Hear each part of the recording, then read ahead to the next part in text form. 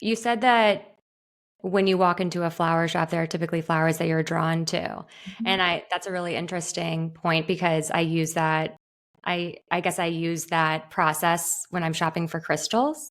But that Mm. makes perfect sense when you walk into a flower shop that those those flowers hold healing in and of themselves as well. What are some flower essences that you've been loving lately, or that ones that have been really integral within your practice over the years? Or is there one particular that you've continuously come back to and it's been like a pillar of your ritual routine? Or you're like, no, there's so many. I mean, it's such a hard question. There's so many. And also, we are changing constantly. Like, Mm, as a species, the things that we go through. I mean, even just look at like what happened in the last 5 years, a lot of unexpected events and things that we would have never anticipated.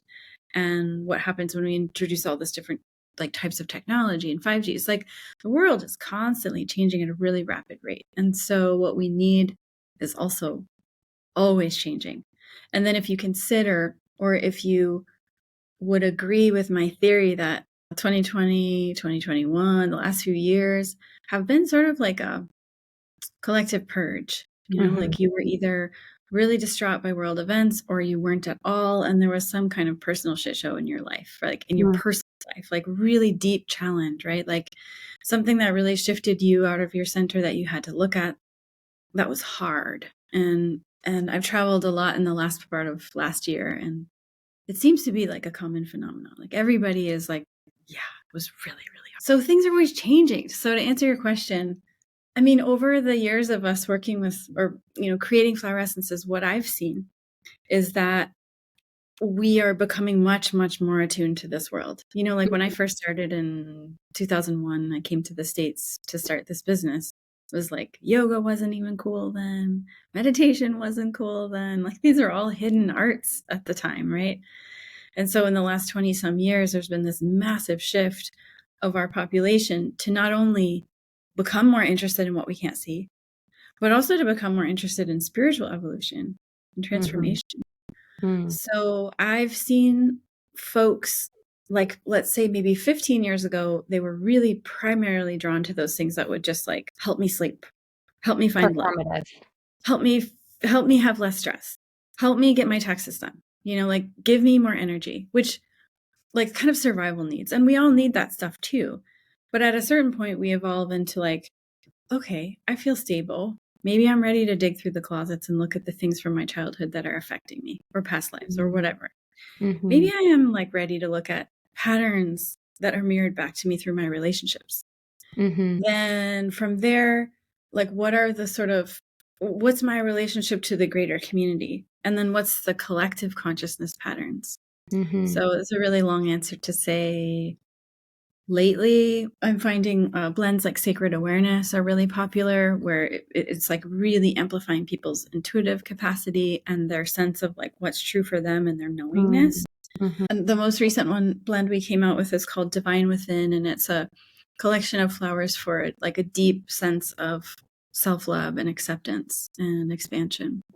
mm, And then what's coming in the next 6 months are flowers that are to clarify our intentionality and purpose, as well as how that manifests itself in our legacy. Like, really thinking big about life is short. What do we want to do while we're here? And what's the mm. legacy that we're going to lead? And how do we kind of change our blueprint so that we can operate at a much more expansive level? Does that resonate with you? Yeah, 100%. Just like collectively, our consciousness shifting upwards and inwards. We're all elevating and we're all really learning to face a lot of patterns and deep challenges. And we are really forced to face those throughout the pandemic. And there are so many different ways to work with flower essences. Myself personally, I've only taken them under the tongue as Mhm. like an elixir or a tonic.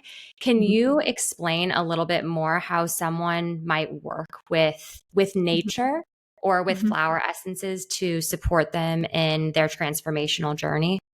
Mhm. Yeah, so I mean, flower essences has been around for thousands of years, and the original way of taking it is to drink the dewdrops on the tops of the flowers every morning. So if you live in an area that gets dew, I'm in Phoenix, it's the desert. We have no dew here at all. It's totally impractical.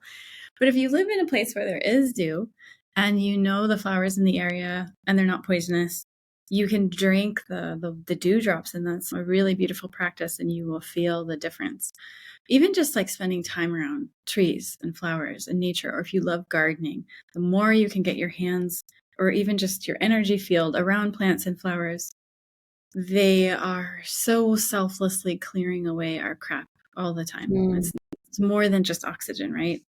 Oh no, I'm heading to Colorado in a couple of days and I live in Brooklyn in New York City, and it's just like that energetic cleanse is so real when you get into nature and just forest bathing. And I think this is a more just a smaller niche version of that, an experience, a different sensorial experience with nature. Yeah, that's my If thought. you think about Mother Nature, I mean, what I find the most kind of mind-blowing and fascinating is its exponential qualities. So when you Mm. mentioned forest bathing, they've done extensive research in Tokyo around forest bathing.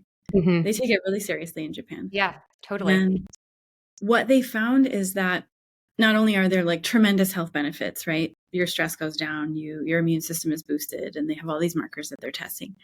But what I find so fascinating is if you spend one day in the wild, so let's say you're in the mountains in Colorado, out in the wild hiking, your body will maintain those health benefits, increased vitality, boosted immune system, less stress for a whole week. It's like the give back is so generous. You just spent one day, it's not one for one, it's like one for 7 days.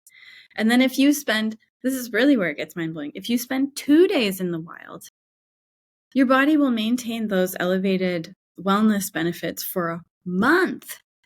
So Wow. it's this kind of exponential playing field. And then when you look at the practice of flower essences, it's the same, right? So I go out into the wild, I collect anywhere between 1 and 10 flowers, 1 and 10 fresh flowers growing in the ground. And I have enough mother essence that will last me probably my life, unless something really goes wild and we become like like a huge company, will most likely last my lifetime. And I could gift it to future generations. Wow. Because you dilute the mother essence, and the more dilute it becomes, it's like homeopathy, the more powerful and the more profound the results are. So there is this gift from Mother Nature that is like fascinatingly exponential. And back to your original question, was just like, how do I take it in?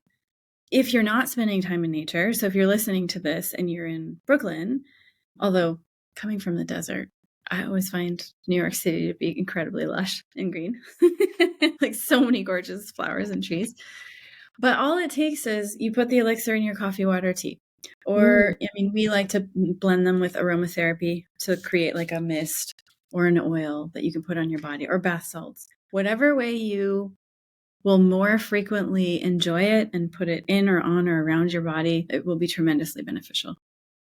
There is so much to unpack in that answer. I feel like, especially when you're talking about the boundless energy and the boundless potential behind these plants, and it has me thinking about business. And I run a conscious marketing consultancy, and in business, we're always talking about this fair energy exchange. Like, how can we create this win-win-win for everyone, for ourselves, for my clients, for the planet? And this is how nature works. But you also shined light on this actually isn't a win-win energy exchange. Like, the earth is consistently giving us more. What do you think that businesses can learn from nature, or just the way we're operating in society? Yeah, for sure. I mean, part of it is just like, even just like the abundance competition question, right? I remember one time a wholesaler of mine called me and said, "Hey, you just sold flower essences to somebody that's only 5 miles away." And she was like, had her undies all in a bundle, super tight about it. And I was trying to explain, like, that's a good thing. Like, more people are going to see it. And you're a store and you create a certain kind of experience. And this other organization they're like one-on-one practitioners. So they'll create this other experience. And the more that people see it everywhere, they're going to be like, this is the stuff to get. Mm. And from my viewpoint, like, the more the merrier. It's like, Mhm. it's just the same as in Mother Nature. There is no competition. It's like, Mhm. really truly expansive in that way. And so, I mean, you can think of it in terms of like business relationships. Like we never measure, like, for example, in customer service, we just pride ourselves on having the ultimate best customer service ever. Mhm. So if someone comes to us with a problem, you know, we can give them recommendations, we can give them podcasts, we can give them referrals to somebody else. If a product arrives broken, like we'll replace it, or they're Mhm. not happy with something, we'll go the extra mile to make them happy. Or they say that their parent died, we send them flowers. It's like just doing the right thing and being decent is almost radical today, Mm. and not looking at the, well, how much money did that cost us? It's Mhm. like that isn't important. Like what's important here is human relationship. Mhm. And, you know, like you're saying, when you look at nature, this exponential quality, even just a tree, like one of the most intimate relationships we have is breathing. You know, when you think like we could not survive without the trees. We are Mm. breathing the trees' air and they're breathing our air. It's this incredible, it's like making love to something that we're not even aware of, you know? Mhm. We don't even We think take it about for that. granted. And a tree creates, if we have one tree, it's creating enough oxygen for you and I for the Mhm. year.